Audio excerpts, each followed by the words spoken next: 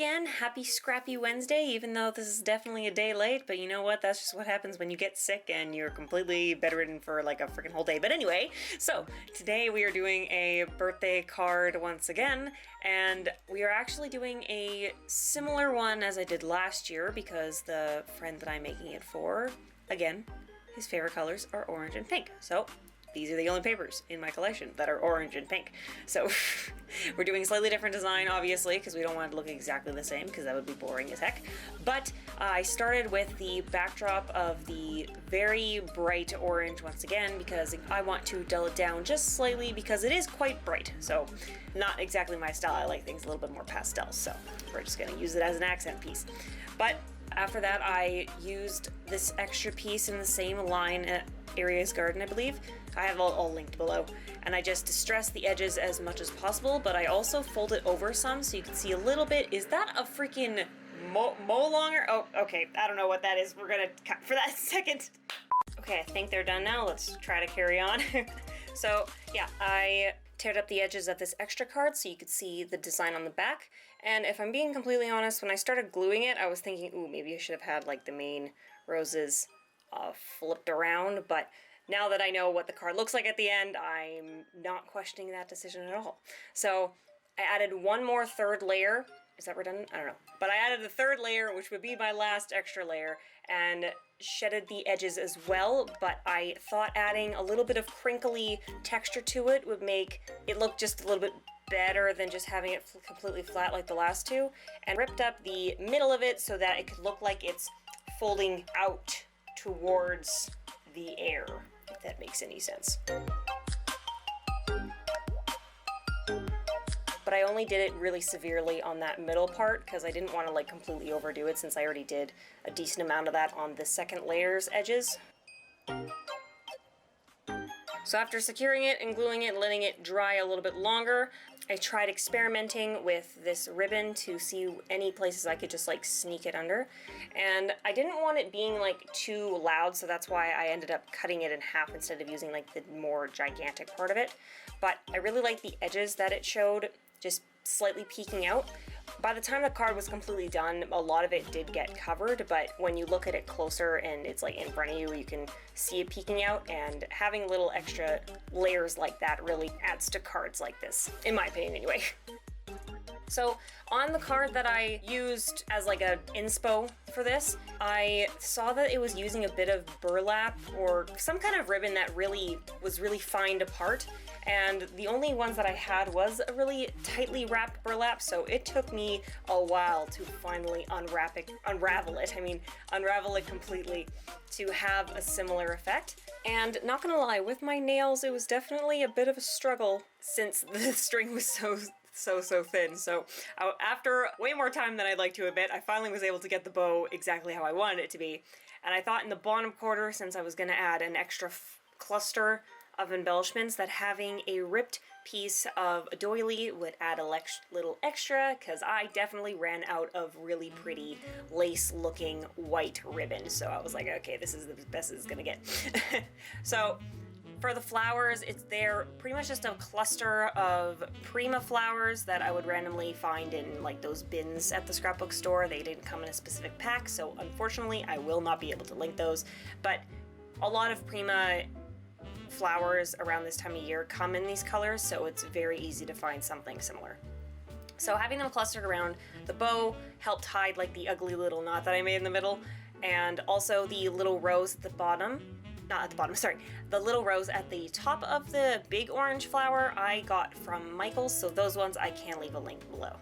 So at the bottom here, I found another piece of ribbon in my collection that had these pearls, and I thought it added a little extra nice layer at the bottom. I don't know what else to say about that.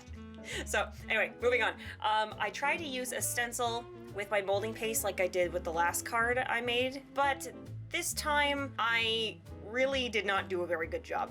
So normally I would tell you, hey, when you're doing a stenciling with molding paste for mixed media card, you don't need to make it look perfect, it's totally fine.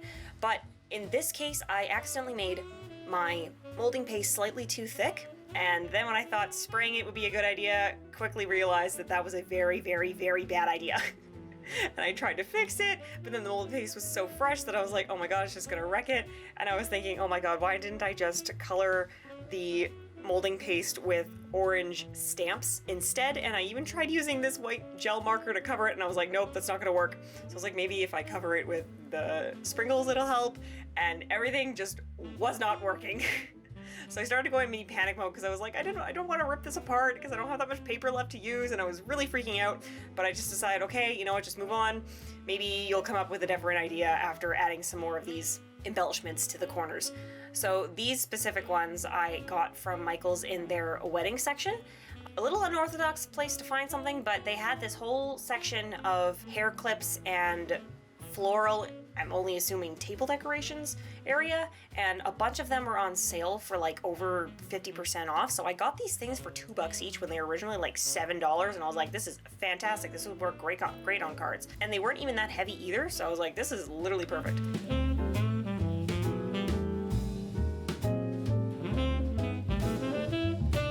I thought it'd be really cute to add some butterflies. Yes, I'm realizing this is turning really, really girly, and at this point I kind of didn't care because it was looking so nice to me, and you know, pink and orange is his favorite colors anyway. That's just how it's gonna happen. So anyway, I did the same thing with this string at the bottom, but I struggled a bit to make it like a full bow, so I ended up making a half bow instead and having more of the edges of the ribbon spaced out, so it would look a little bit messier than like the top left corner.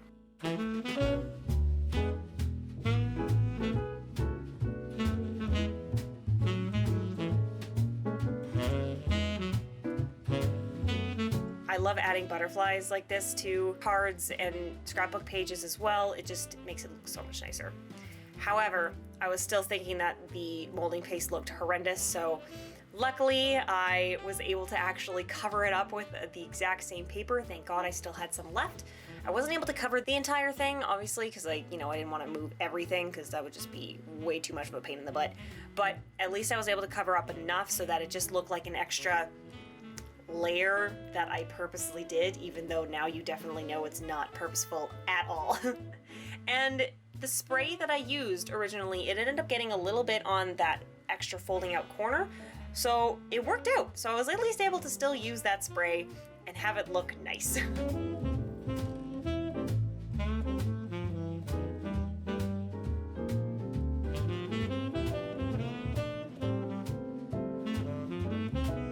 And so for some final touches, I wanted to add more of the embossing powder here. And I used my regular tactic that I used on all my Christmas cards and whatnot and kind of did a slightly icicle effect, except this time I didn't bother using my embossing heat tool to melt it to the paper. I thought it looked pretty good just unmelted, and I didn't put on so much like I normally do with cards to require it to meld to the paper, so I thought it looked good that way. And added some extra jewels because on my inspo card it did show a little bit of random jewels on it, and I had plenty of my sparkly pink ones and my slightly more dull pearl ones. And for the very last step, I used this Distress Ink worn lipstick ink distressing ink pad. Wow, words. I suck at these sometimes. But yeah, use that on the edge, bring out a little bit more pink since this is really overwhelmingly orange compared to the last time I used these papers. But that is it, and yeah, I really do like it more than the last time, and shockingly took me probably about, I think it was like 45 minutes compared to my usual like hour and a half to do cards, so I was very impressed with myself. So yeah, I hope you guys enjoyed, maybe learned a little something, and I will see you guys next week.